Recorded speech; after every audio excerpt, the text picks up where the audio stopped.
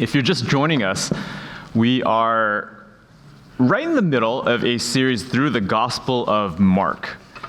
And this coincides with a class that I'm teaching after service called Christianity Explored, where we're looking at some of the core tenets of the Christian faith. When you kind of strip away the subculture and some of the rituals that have formed our version of Christianity, what's at the core? What's at the center? And so that's what we've been doing throughout the course of the past few weeks.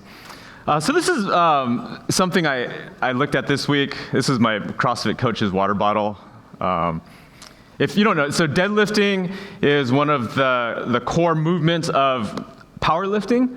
It's probably one of the most practical weightlifting movements that you can have in your arsenal of fitness movements. If you want to know how to deadlift, you can talk with Pastor Kevin. He's an excellent coach. He'll also be here to offer prayer after service. So if you want to learn how to deadlift, or if you want prayer, Pastor Kevin will be up here. So, all joking aside, the linchpin of the Christian faith is the resurrection. When Jesus conquered death, came back from the dead. And the Apostle Paul makes it really clear that without the resurrection, if the resurrection is a lie or a myth, or if it didn't happen, our preaching is useless, our communities have no reason to gather, and your faith has no purpose, has no meaning. And I think that is a sobering reality for us to return to. That if Jesus did not rise from the dead, there's no reason why we should be here this morning. So there's a lot riding on the resurrection. And the question that I want to pose to you this morning for your own personal faith and journey is this true? Did Jesus actually rise from the dead? And if it is true, what does that mean for you? And it's a challenging question, I think, regardless of where you stand with faith, for how long you have or haven't been identified as a Christian.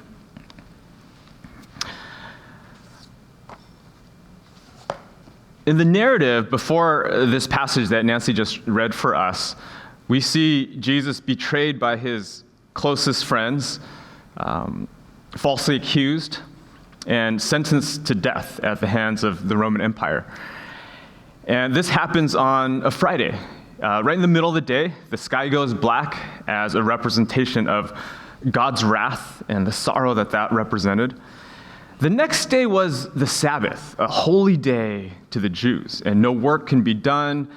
And so this Pharisee, this religious leader, went out on a limb and asked Pilate, who was the governor of that region, if he could have the body and take the body down before sunset on that Friday, before the Sabbath kicked in, because he wanted to give Jesus a proper burial. And so he goes and he asks Pilate for the body. Normally, bodies would just rot on the cross so that people can see what happens to you if you defy the Roman government. And so Joseph goes and takes down the body, which, if you think about what that would have entailed, how heavy that would have been, how perhaps disturbing and physically challenging that could have been for him. Joseph places Jesus in a tomb that presumably he owned, something that he had purchased and had been in his family, and then rolls a stone in front of it, which meant that he was probably a pretty strong guy and if he didn't have help. And then the sun sets, and then there's Saturday. It's the Sabbath. According to Christian tradition, some call this Silent Saturday.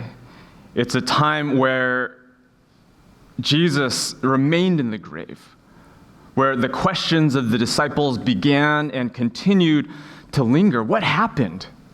What did we just experience? Where is God in all of this? And what happens next? This is an important day and moment, I think, for us to recognize as the church, because in many ways we continue to live in the reality of Silent Saturday. This era between Jesus' first coming and his second coming is this in-between time where this kingdom that he talked about hasn't been fully realized. There is still injustice and suffering and brokenness and sin that characterizes the human condition. We still experience death and loss.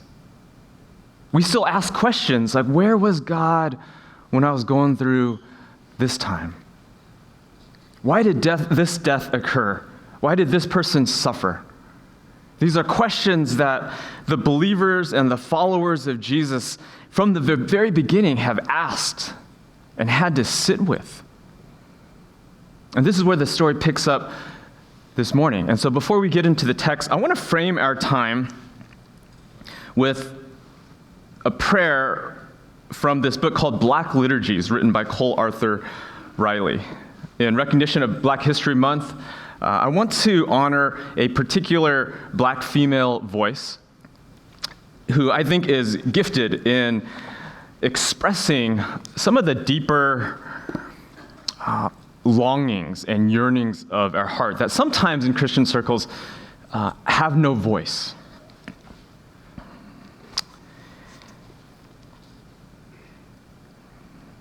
So you can close your eyes if you want. You can keep a gentle gaze in front of you as you take in these words, this prayer.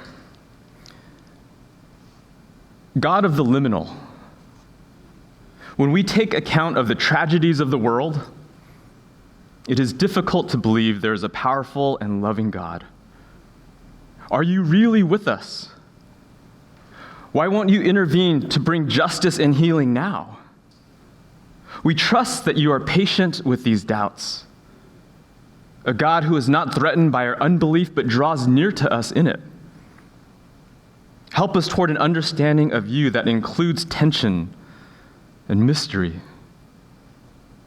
Let us be empathetic with our souls, which have endured so much suffering and have a right to ask deep questions of our Maker.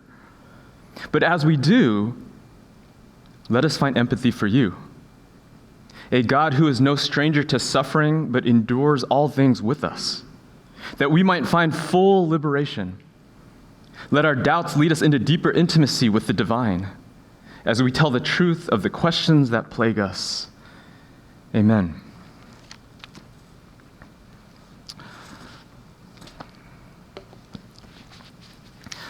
So this is the tension, this is the tone, this is the emotion that these three particular women who are named in the Gospel of Mark carry with them as they approach the tomb of Jesus on the day after the Sabbath. And they're going to anoint Jesus' body with spices. So they're expecting a corpse. They're not expecting some miracle. They're not expecting some sort of revolution. They're going simply to anoint a body with spices. The text reads, when the Sabbath was over, so this is Sunday morning, Mary Magdalene, Mary the mother of James, and Salome brought spices so that they might go to anoint Jesus' body. Mark goes out of his way to name three women specifically. And this is significant because in the ancient world, the testimony of women was not considered valid, both in society at large, but also in a court of law. And so for Mark to name these three women speaks more of the veracity of his account than of the narrative that potentially he's spreading a conspiracy theory or he's making up a fictional lie in order to perpetuate a certain agenda. That it's clear, in that culture, you would not name women as your first and only witnesses. But some point out that the reason why he goes to such detail to name these women is because at the time of the writing, these women were likely still alive. So it was an invitation to the listener, to the reader, to go seek out these stories. That if you have questions, if you're curious, if you doubt my word, go find these women. Hear it from them firsthand. Verse 2, very early on the first day of the week, just after sunrise, they were on their way to the tomb. Verse 3, and they asked each other, who will roll the stone away from the entrance of the tomb? So you can imagine this. It's probably a bit chilly. By the time they left their homes, it was probably still dark. There's this sort of tension in the air. Imagine if you were walking to a cemetery and you carry within you this sorrow, this grief, probably this fear as you enter into this space of death. And you're going to perform a very specific burial ritual. You would ask practical questions along the way. Questions like, how are we going to move this stone? Imagine if you were walking to Green Hills in order to do something similar. You would probably ask similar questions. Like, how do we get in? Do we jump the fence? Is there a lock on the gate? Is someone going to say something? And all the while, there's this inner tension of, what just happened? Who is this rabbi who we came to love, who we supported with our own finances, who we left everything to follow, who is now dead? Imagine the tension. Verse 4. But when they looked up, they saw that the stone, which was very large, had been rolled away. As they entered the tomb, they saw a young man dressed in a white robe sitting on the right side, and they were alarmed. Other translations say they were astonished, or they were afraid. They were filled with wonder. There's kind of this fine line between wonder and awe and fear. According to Jewish thought, white clothing represented the place of God, that God himself is clothed with light, clothed with white, with light. And so this is a symbol of something divine. Many of our translations, many of our traditions assume that this is an angel. But this wouldn't have been readily apparent to these women. There'd be this kind of question of who is this? What's happening here? Verse 6, don't be alarmed, he said. You are looking for Jesus the Nazarene who was crucified. He has risen. He is not here. See the place where they laid him. So this is really fascinating, because this young man dressed in white, presumably some sort of messenger from the place where God lives and reigns, says to them, you are looking for Jesus the Nazarene, identifies him by name. Because there is the possibility perhaps that these women were at the wrong tomb. They're at the wrong grave. Perhaps they got lost. There are no markers there. There are no directions. There's no map at the front gate telling you where you're supposed to go. But he knew. He said, you're looking for Jesus the Nazarene. And just this title, just this hometown says something about this kingdom that Jesus came to proclaim. It wasn't Jesus from Jerusalem, Jesus from New York, Jesus from Los Angeles. This was Jesus from Riverside. This was Jesus from out there, the town we don't care about, who lacks influence, who lacks prestige. And this is something that we see throughout the course of Jesus' ministry, is that much of Jesus' life and ministry happened in the Galilee, in the north, away from Jerusalem, away from the place of political power and religious power and from money. And there's this invitation, says, come, look and see. I'm telling you, he has risen and he's not here.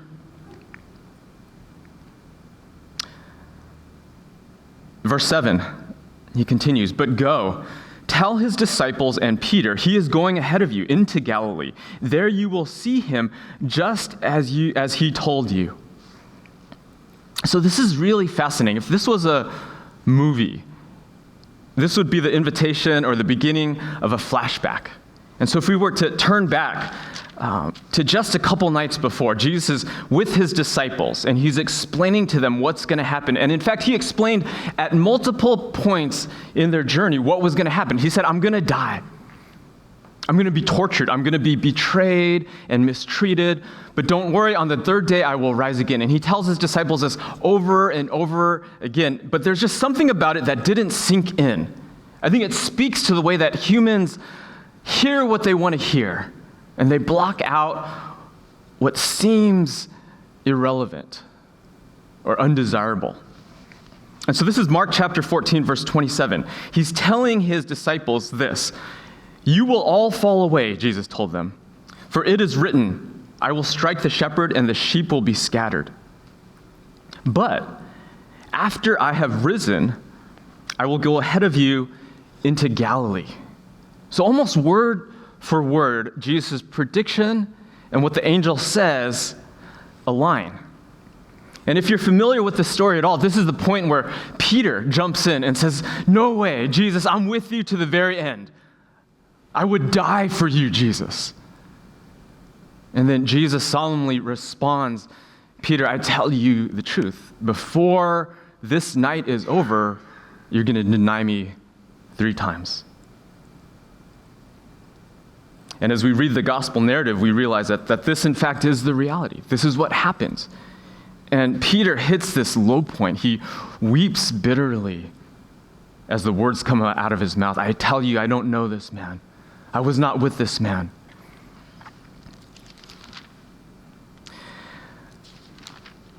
One of the interesting facts about the Gospel of Mark is that according to church tradition, this is written from the vantage point of Peter.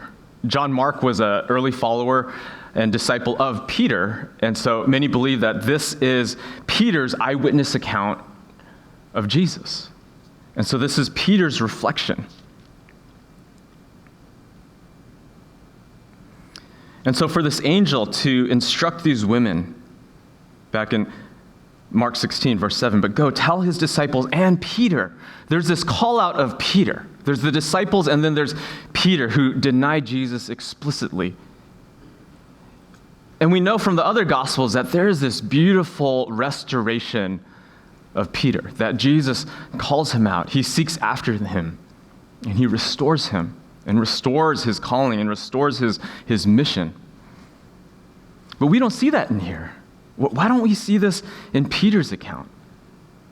There's sort of this open-endedness to the way that his story ends. And I think there's something here for us to pay attention to. Verse 8, and this is how the gospel ends. Trembling and bewildered, the women went out and fled from the tomb. They said nothing to anyone because they were afraid. This is markedly different than the other Gospels.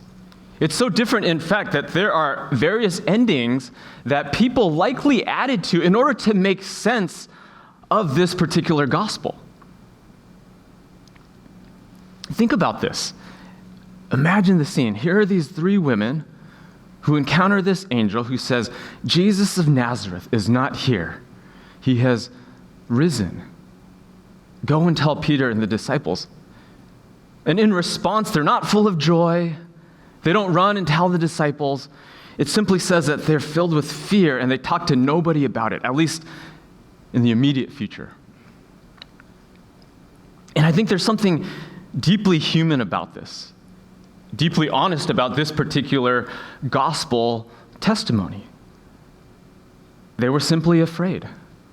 They had experienced a horrific death and execution, and loss not just of a beloved friend and rabbi, but of their entire paradigm, their entire understanding of God and his kingdom and what was good about their world in that moment. They're in mourning. They're in loss. They're experiencing loss.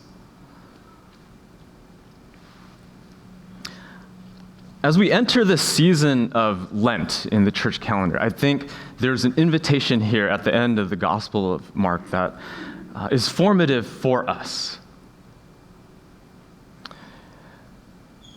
I didn't grow up observing the church calendar, and so entering into some of these ancient rhythms is relatively new to me, but it's become deeply meaningful. It's, as Pastor Kevin pointed out, in contrast to simply kind of going through the motions day in, day out, observing the church calendar invites us into a larger ancient rhythm. And the season of Lent is in many ways characterized by this emotion that these three women experienced. The season of Lent in many ways is characterized by Silent Saturday. Where is God? What went wrong? It's also a time of self-reflection, of confession. This honesty, this ability to come before God and confess, I have been wrong. I have caused harm. And to allow God to meet with us in that vulnerability. And so I do encourage you to come out to the Ash Wednesday services this Wednesday. It's new for us, I think, as a church. It may be a bit of a stretch of faith, and it has a different tone. But it does look forward to the resurrection. It does look forward to this complete renewal of life, the linchpin of the Christian faith. Because if there is no resurrection, there's no reason for us to be here. And the same question that these three women had to grapple with for the rest of their lives is the same question that the early church grappled with throughout the generations. You see this throughout the New Testament writings, particularly in the writings of the Apostle Paul. He's trying to make sense of this resurrection. What did it mean? What does it mean for us?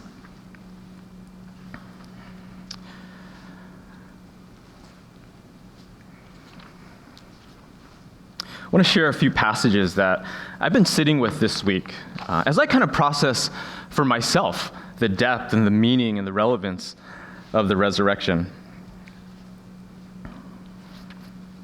The first comes from Paul's letter to the Corinthians in 1 Corinthians chapter 15, verse 3. Paul writes this, "For what I received, I passed on to you as of first importance, that Christ died for our sins according to the Scriptures," he's talking about the Jewish Scriptures, "that he was buried, that he was raised on the third day according to the Scriptures, and that he appeared to Cephas," that's Peter, "and then to the 12. After that, he appeared to more than 500 of the brothers and sisters at the same time, most of whom are still living, though some have fallen asleep," which is a euphemism for death. "Then he appeared to James, then to all the apostles, and last of all, he appeared to me also as to one abnormally born." He says abnormally born because he wasn't one of the original 12 disciples. In fact, he was someone who violently persecuted the church. And Jesus revealed himself to him in a miraculous way. So he carries that weight with him throughout the course of his ministry. But to the Apostle Paul, the resurrection is the hope of new life. It's the beginning of the new creation. In the Gospel of Mark, when we envision these three women coming to the tomb at the crack of dawn, there's this representation that God is breaking through the darkness. Going all the way back to the book of Genesis, when we look at the creation pattern that God created, and then there was night, and then there was morning.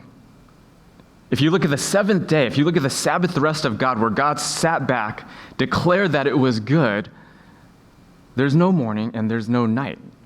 So some theologians point to this design intent that God intended the Sabbath to go on forever and ever, for this Sabbath rest in the garden, characterized by the peace and shalom and wholeness of God, that it was never supposed to end.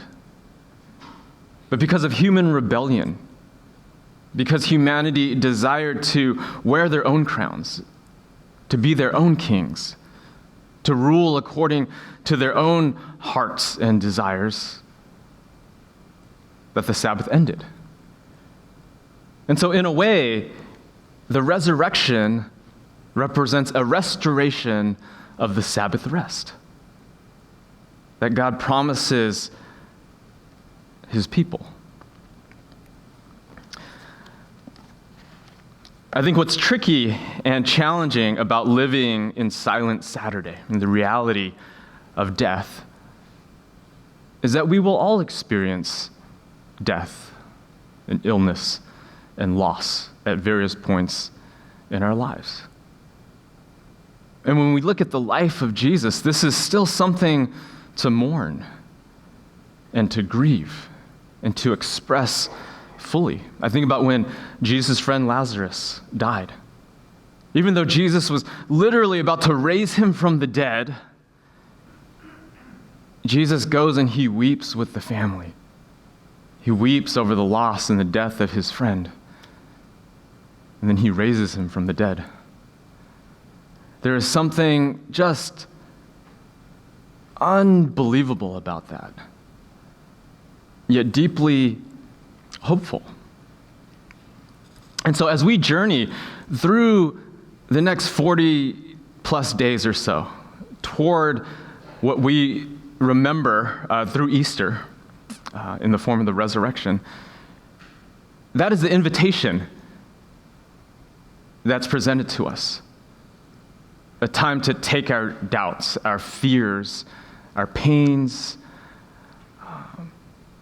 even our own mortality before God in faith, in doubt, and allow God to meet us in that, to allow God to minister to us in that space. Another passage that I've been sitting with this week as I contemplate the depth and the meaning of the resurrection is what the Apostle Paul writes to the church in Philippi.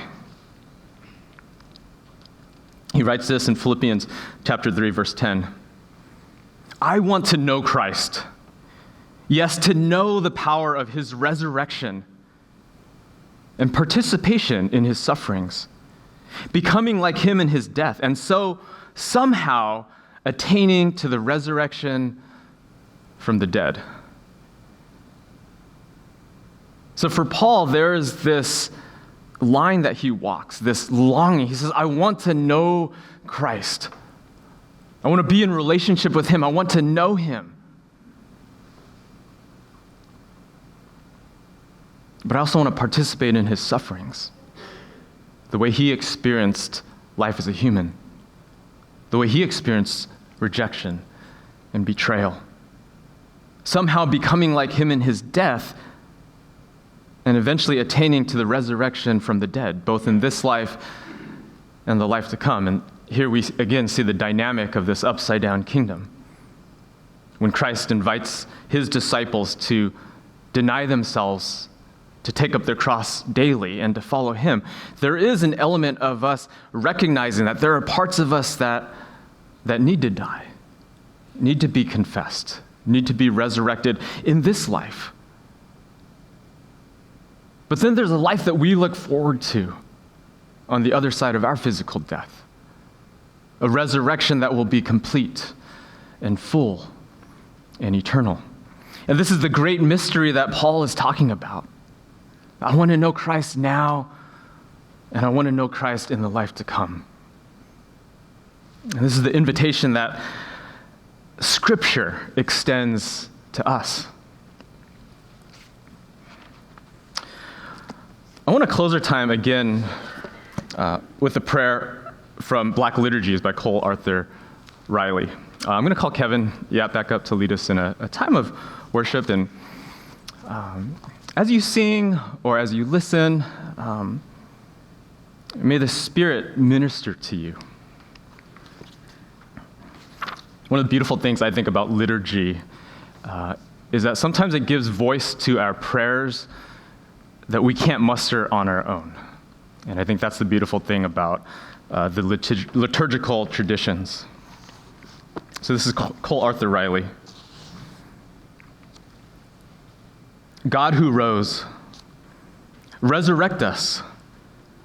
We belong to communities, workplaces, and spiritual spaces that have demanded our death far more than they ever advocated for our life. They ask us to die to self, the ambiguity of the command like grabbing a knife by its blade. No longer will we mirror the hands of neglect that the world uses daily. Let joy find us today. Remind us that any spirituality, which is always death, never resurrection, is a farce. What liberation we taste today, may we crave in full as we refuse to wander back to the chains that once held us. May joy find us. Not a joy absent of story or sorrow, but a joy whose allegiance is to memory. A joy that is not quick to forget the agony of Good Friday or dismiss the doubt of Silent Saturday. May we remember and rise to meet hope nonetheless, knowing our liberation is whispering up at us from its empty grave. Amen.